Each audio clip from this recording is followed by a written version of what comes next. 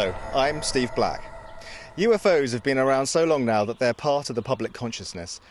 Hardly a week goes by when there's not a report of an unidentified flying object or an encounter with an otherworldly being.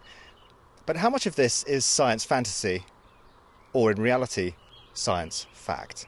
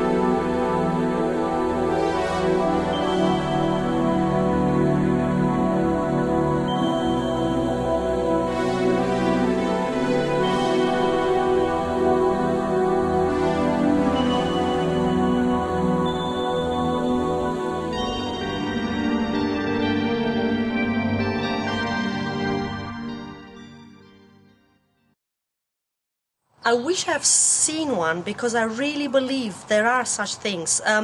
But one of my friends witnessed a flying saucer and I really believe they exist. Me? I don't know, might have, maybe when I was looking at the sky, but I don't really know. I mean, I can't remember anything. However, I did hear some really interesting stories. Of course, I don't believe anything of it. Well, I thought I saw something once. It turned out to be 6 or 7 of those Chinese lanterns. UFOs? Don't be ridiculous. This is something people who haven't got anything better to talk about spend their time discussing. I've got to go now. So, you're asking if I've seen anything strange in the sky around here? What, you mean like UFOs? People that believe in that sort of thing, they're deluded. I mean, come on. Spaceships from another planet, miles away from the Earth. They're living in cloud cuckoo land. Totally. I'm sorry, but these sort of people, they need locking up. You know, I mean, they're dangerous to society almost. Those were just a handful of comments we recorded today here in the Somerset town of Hengebarrow. Now, a lot of people are very aware of things like UFOs in this place because Hengebarrow has a unique paranormal history. Yes, in the 1960s. Hengebarrow was at the centre of what we ufologists like to call a flap, which is a concentration of sightings in one area. Of course, to the naive people of the 1960s in what was then a very remote town, any kind of new aircraft would be seen as something mysterious, unidentifiable. Now, the thing with Hengebarrow was that there were just so many sightings, of great variety too. Mysterious lights, strange noises in the darkness, even encounters with aliens. All these sightings were hyped, by which I mean created, by the media, and thousands flocked to the town.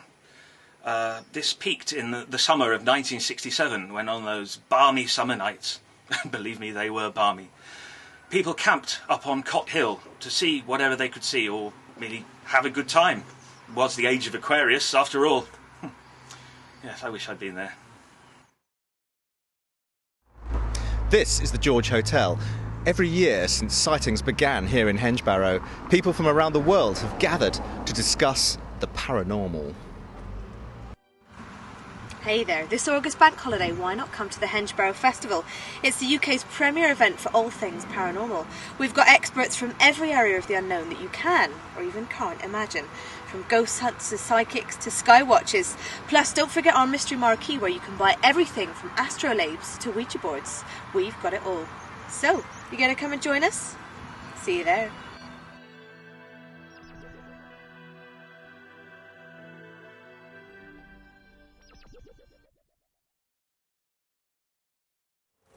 Yeah, I was there right at the beginning, you know, when all the sightings began. I've seen a few things myself, some hoaxes, some real, probably. Mind you, I did a lot of weed back in those days, you know. A bunch of us got together and formed a group. We started recording all these sightings. Held regular meetings, you know, down the pub. Purely social, really. Anyway, we started getting queries from the press and the old UFO-natics about this stuff. So we set up our first conference and haven't really looked back since. I used to hang out with the guys who set this conference up. I haven't missed a single one. It's great to tell newbies about the experiences we had way back then. All those weird lights and noises, they lap it up. A good way to make new friends too, if you know what I mean. Ah, yes, the conference. I will be lecturing on the day. All are welcome to attend. Although, you know, there are some people who give the science of ufology a bad name. And they're always the people you journalists like to interview. I'm here because they told me, telepathically, to be here. They must be sure that certain truths aren't spoken. And if those truths are told, they will know, through me. They see what I see.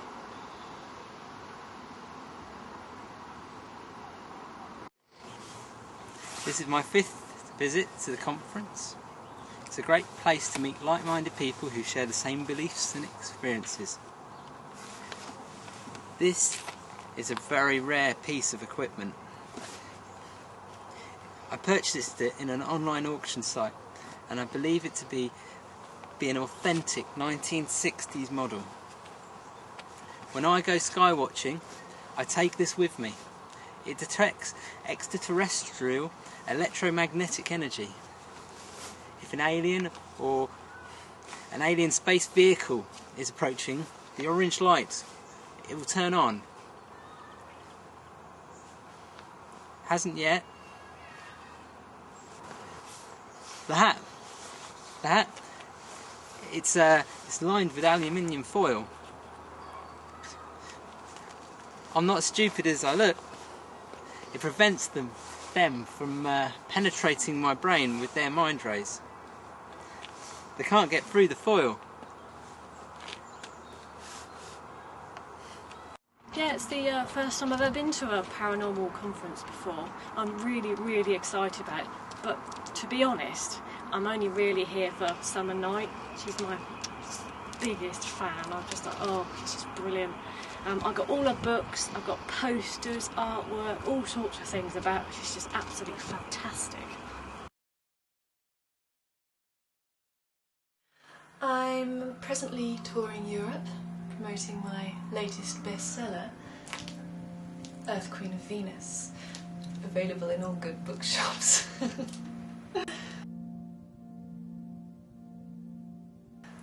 Ah, I'm happy you've read it. How did it make you feel? Well, I guess it is a little erotic, but it is the truth. I have been to Venus and met the people there. And, as the book's title suggests, I am betrothed to one of their princes. Duh. Ah, the Venusians don't believe in monogamy. They have no qualms in me having encounters with other sentient beings on Earth or anywhere. Venus, uninhabitable. Then how come I've been there? Oh, really? What NASA's spaceships and probes see is merely an illusion set up to prevent off-worlders snooping. I am the Venusian ambassador here on Earth, and when the time is right, they will come. You'll see.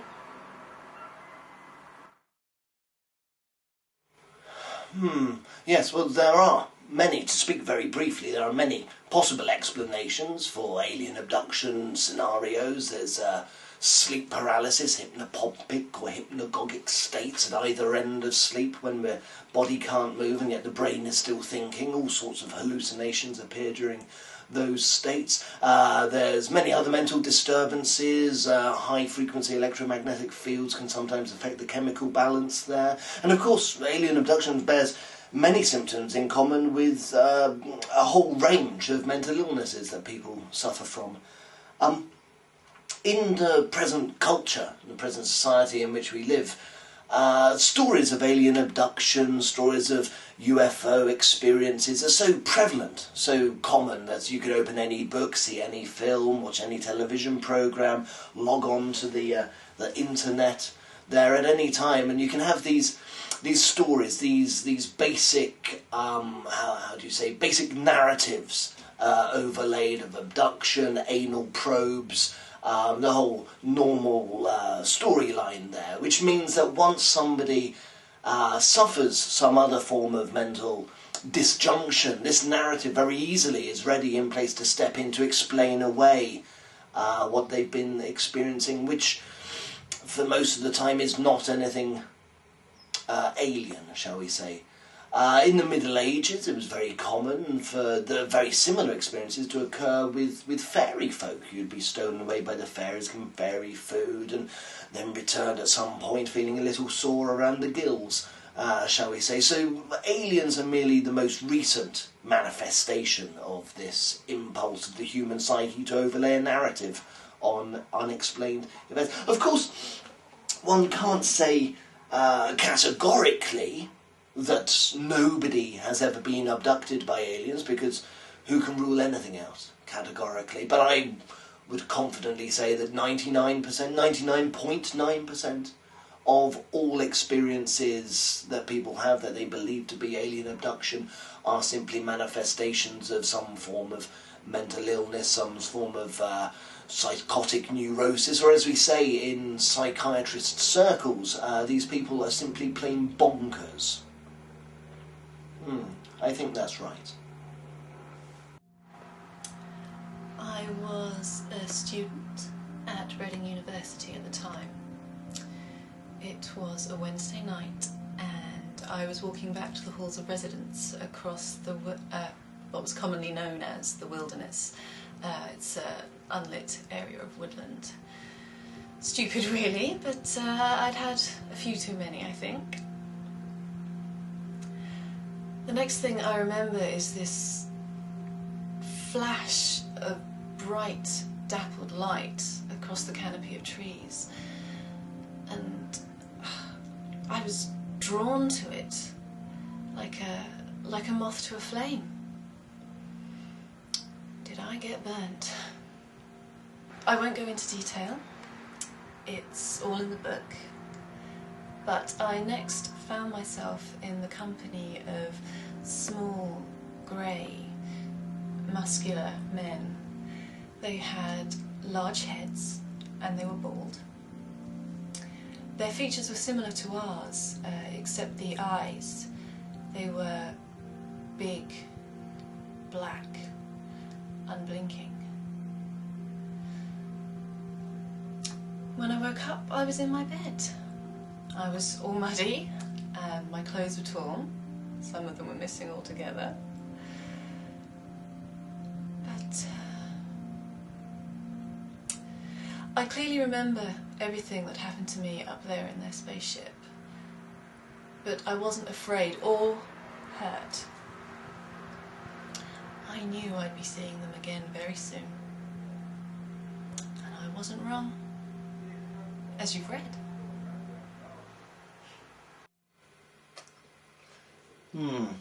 Yes. Summer Knight. Yes, well, I've read the back of one of her books, and she does sound fascinating in that. I'd love to get my hands on her, have a professional conversation. Would be very interesting. Obviously, I mean, you ask, but obviously I can't give any professional diagnosis on simply reading the blurb there, but I suspect one of three things will hold in Ms. Knight's case.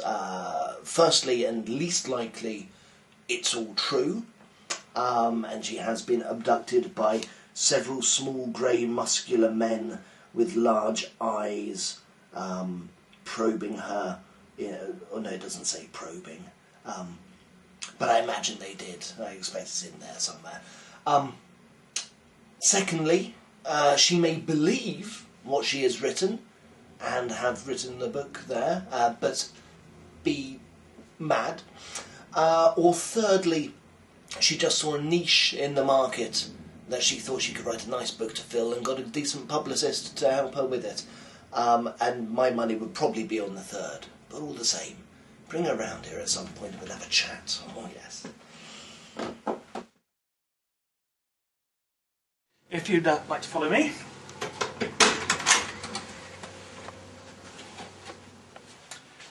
Now, let me see.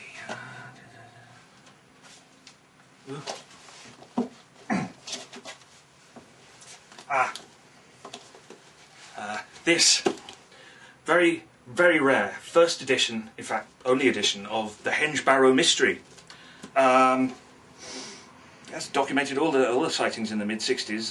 There are lots of facts in here, truths, half-truths, downright lies. You see this photograph?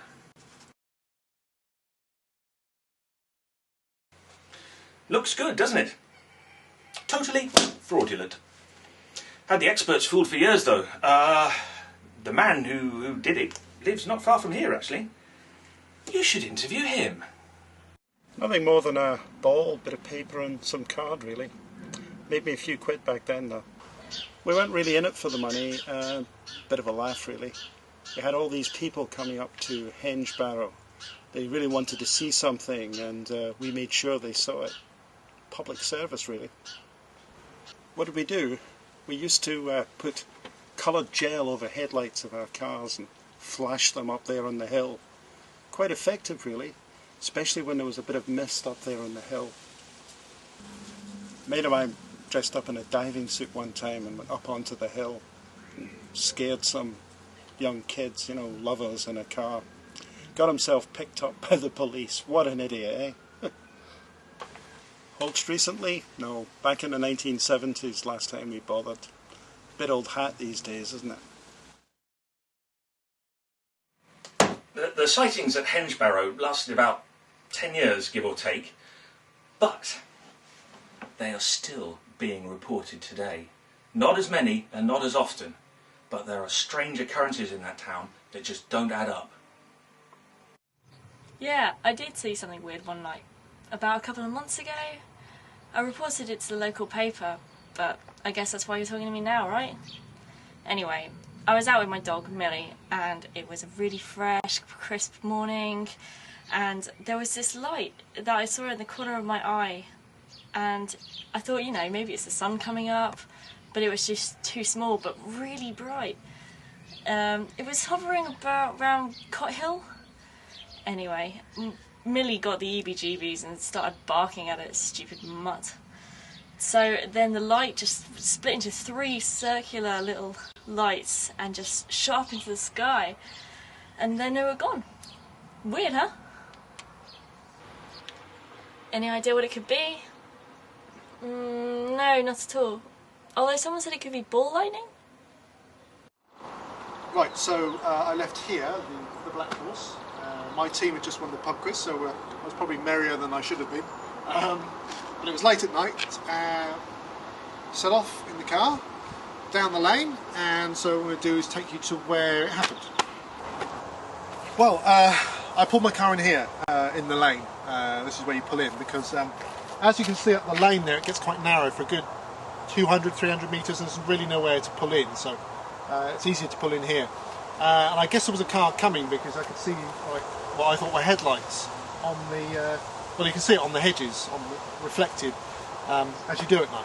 So anyway, I pulled in here to dutifully wait, and the lights were getting brighter, but suddenly my engine it cut out, and I was getting no signal on my radio, and what I could hear was this sizzling sound, a bit like what you get when you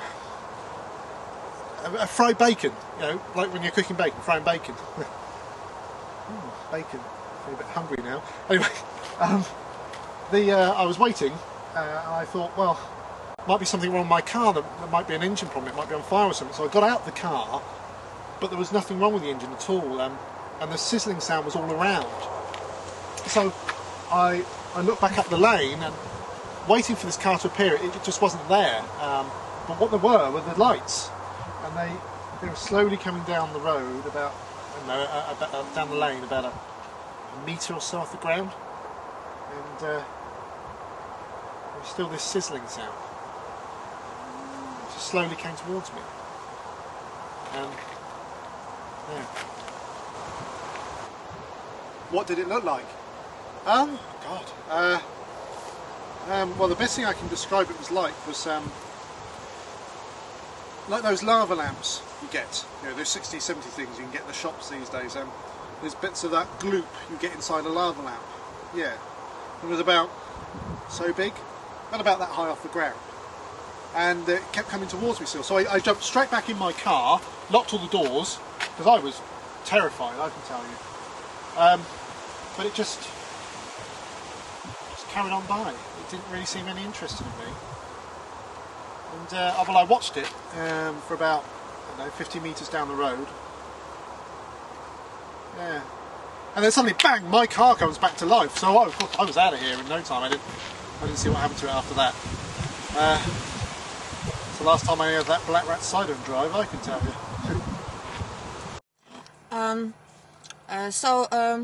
I was parked up here with boyfriend at the time, and it was after midnight, so I guess like roughly 2 a.m, something like that. I don't know anymore, but it's just such a nice spot, as you can see, and it's just nice, quiet and romantic. Yeah. Anyway, there we were. It was very clear night, and we had our windows down, so we could hear all the wildlife, and that's kind of, I like it.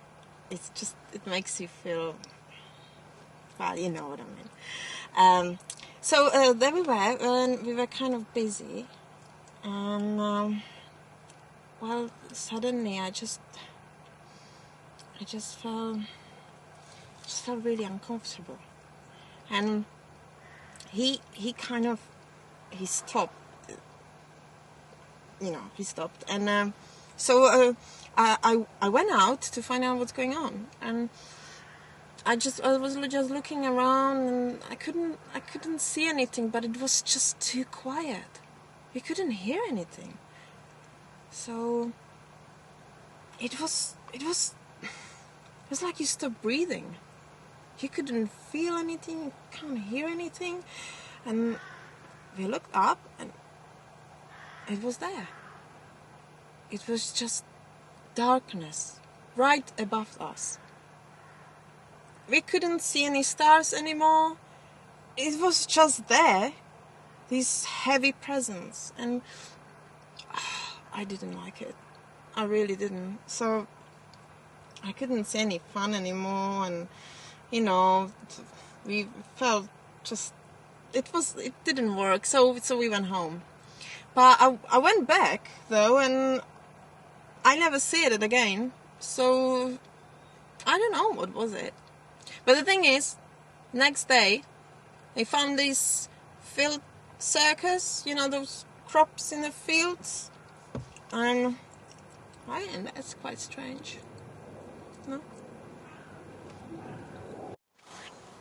I went on a pilgrimage last year up to Cot Hill just to test this beauty out.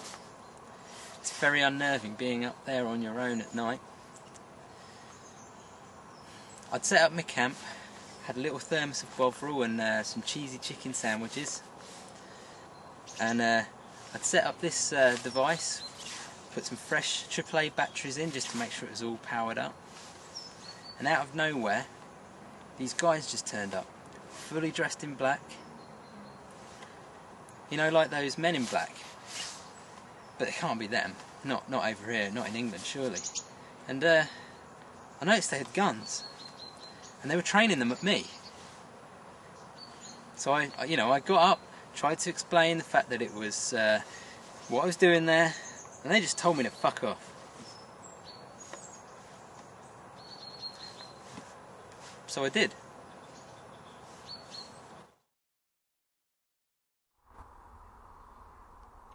This is Cot Hill, an unremarkable piece of ground with a bit of scrubby woodland, but just over that hill is RAF Hengebarrow, a training base for the Royal Air Force. Now, we've been in touch with the base and we've asked them for an interview or for a comment, but to date there has been no response. I'm not surprised about RAF Hengebarrow not responding. I mean, why would they? Whatever they're working on over there is likely to be classified top secret. It all adds to the mystery. I mean, it's quite likely that all anyone has seen experimental aircraft. Look at the US Air Force and their Avrocar, for example. Tell you what, have a look at this photograph. Here.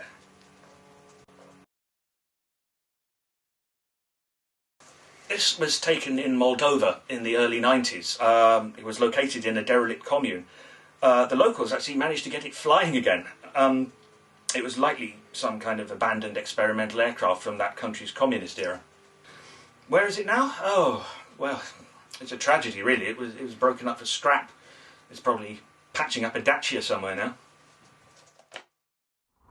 So there you have it. In most cases, unidentified flying objects are identified flying objects. Strange aircraft, weather conditions, meteorites, or hoaxes.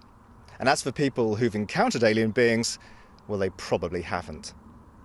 But there are some reports that are unexplained, and there lies the fascination in ufology, the element of the unknown. While we were filming this documentary, we received this tape. We don't know who sent it, there was no covering letter, and it contained no fingerprints, not human ones anyway. Is it just another hoax, or is it the real thing? We'll let you decide.